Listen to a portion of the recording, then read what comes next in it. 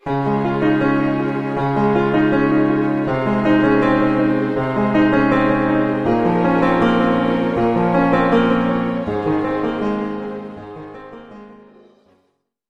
ko? Hugo, dito kami Sinundo kami Uy, sorry. Okay lang. Hey Hugo, gising. May ligo ka. Debe, nakaano ako. Baby. Nakakita niyan. Baby, wake up. Mag-breakfast nga muna ako. Kaya i-ready namin to. Habang tulog siya, kakain muna ako. Nilutuan ako ni mama ng burger. Super sarap ito. Meron sa Sunday ito, magluluto siya. Yan. Kaya mga pupunta ng Sunday, matitikman to. Grabe, sarap ng gravy ni mama tsaka to. Pinagilingan daw to na pork yata. Pinagawa niya pa. Hey guys! Ayan, wait lang. Blurred na naman at nag-auto-focus. Ayan. Kaligo na ako. Pero yun pa rin yung pantulog ko. Kasi kanina sinundo kami ni mama. Nakulan mo to. 11 o'clock. Tapos biglaan, butal na kanina lagi yung gamit. Hugo, behave na behave, oh. Wait lang. Yung hugasan ni mama. Hey, baby! Hugo! Kalat ng ano niya. Hugo! Ay? Bait Bait niya ngayon. Kasi busog. Pag busog talaga siya, mabait siya pag pinapalitan ng... Pagkagising niya, may pupu pinalitan namin. Habang pinapadede ko, may bumulwak na naman. Nagpupu na naman siya, mas madami. Karoka. Tama nga sila, 10 to 15 diapers kami per day. Pag plus yung wibi niya pa, kaloka. Oh. Hungry pa? Oh. Hungry pa yan? Gusto ko sa'yo, Hugo! Hey! Hindi mo yung kumakanta. Hindi lang nilalaman. Ang sarap yung leche flan ni mama. Magagawa si mama ng burger. Ano yan? Matawag mo doon? Burger steak ba yun? Burger steak sa Sunday. Ayun. Tapos, nakakatuwa kasi marami rin pupunta sa Sunday. Mga invite namin. Yung iba hindi makapunta kasi may mga prior commitments na sila. So, pero okay lang. Next time na lang. Yung iba. Ayun, so manood muna kami yung show. Tawan-tawa ako dito sa bata nung kumakanta dito eh. Nakakatawa siya. Alam ko lang ng showtime, pero yung unang-unang kumanta ng, ano ba kinanta niya ma? Yung kay Ogie Agasin. Ayun. Ayun. Hindi ko makakaya. Ayun, yung kinanta niya. Hindi ko na kaya ang bigat. Ang bigat-bigat na nga niya ngayon. Ibang-iba na. Gusto niya ganyang pillow. Ang cute nito. Super comfy ko. Ako lang ito gusto kong kumot. Ba't isa lang binili mo kung wala? Tanda ka na. Gusto pa ng nanay mo ganyan? Ha? Ibinili na anak eh. Gusto na anak pa? Apo eh.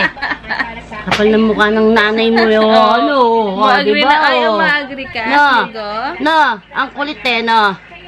Ha? Ano? Ang baby na, huwag kang umire. Oo.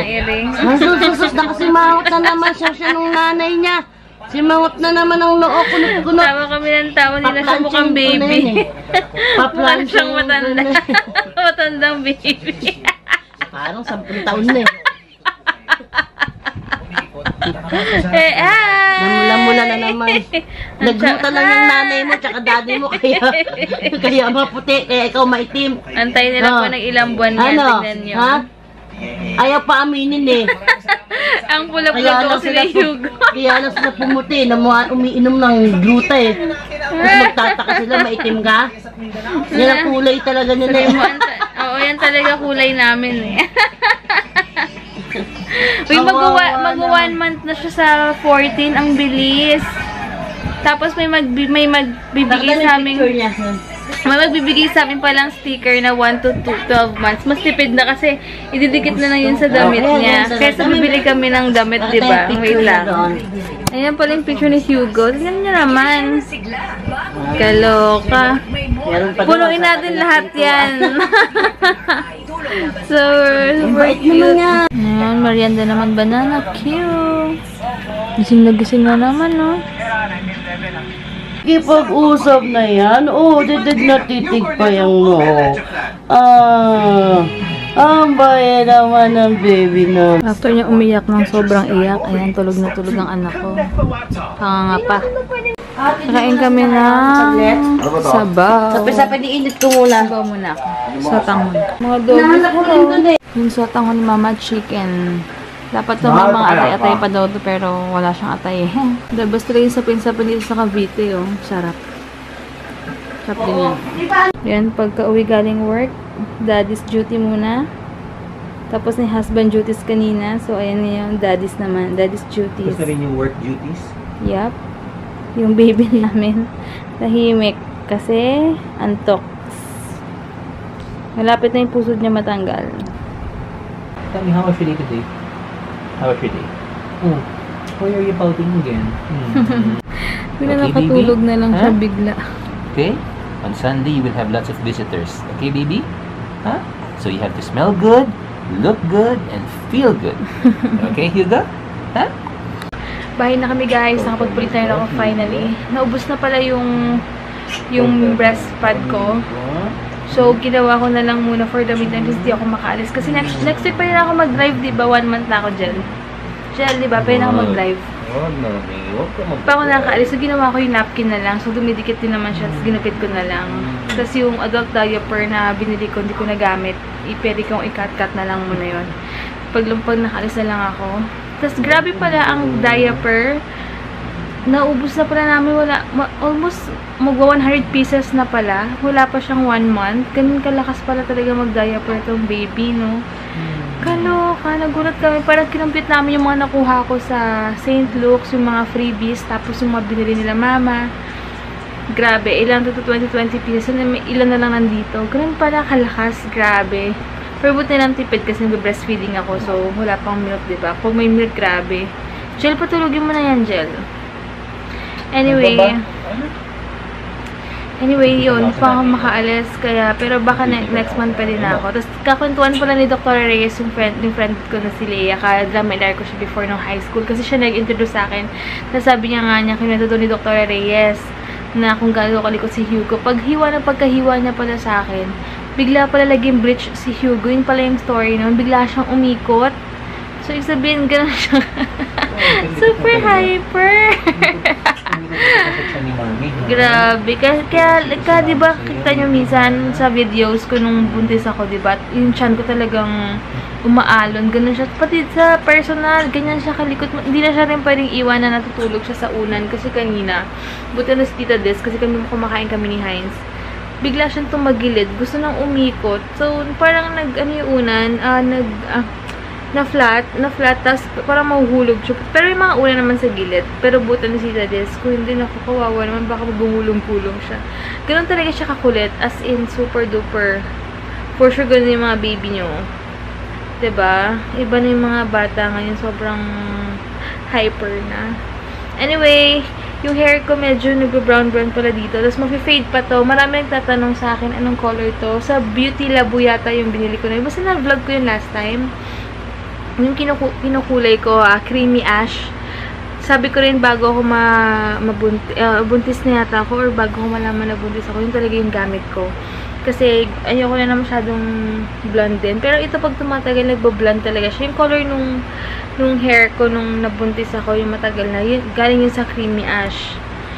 Pag nag-fade na, kasi yung hair naman talaga, hindi naman talaga totally na blonde, diba?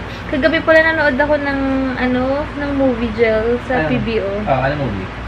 Ano ba ito kayong title eh? Pero hanggang, hindi, ano lagarist? Panghuling birhen sa lupa? Hindi. Balahibong pusa? Basta ayun. Okay ka muna. Hey, hi guys. So, it's been a while since nagkita tayo dito sa vlog. Oo and no? yeah, super busy kasi. It's the day after my birthday and syempre, I'm more focused now on being a hands-on dad. It's all about balancing work, all about balancing husband duties, daddy duties, and yung pinaka-remaining 5 or 3% siguro me time na lang. Kaya hinahayaan ko nga siya mag-me time pag may time talaga siya.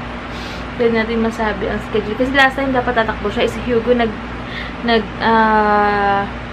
nagloko-loko siya ng mga 2 AM. So sabi ko gusto siyang tumakbo kasi konti na yung sleep niya. Pero supportan talaga namin siya sa Milo Marathon niya. Excited na ako doon. Tsaka ilang buwan na si Hugo. Dapat pala sa linggo, gumising ako ng maaga. Dahil? Para tumakbo. Sunday? May time pa kaya? Check natin. Kasi galing ako sa Saturday night shift. Oh, yun lang. Pero pwede naman siguro. Kala ko lang siyang shorts eh. Anyway, bukas na lang guys. Siguro, pasensya na yun na yung vlog today kasi kaya hindi ako masyadong nakapag-vlog. Wala ako masyadong share dahil nga pag may time, natutulog talaga ako. As in, talaga sinusulit ko yung tulog ko. Dahil sobrang iba talaga. Swerte ka na lang talaga kung makatulog ka ng 2 hours or 3. Alam na yan. Yung mga moms dyan or mga newborn, grabe. Hindi ko na, sabi ko nga, hindi ko na nakumpleto 8 hours ko. But for sure, pag lumaki-laki na to, dun pa lang makakabawi ng tulog. Pero okay lang, worth it naman.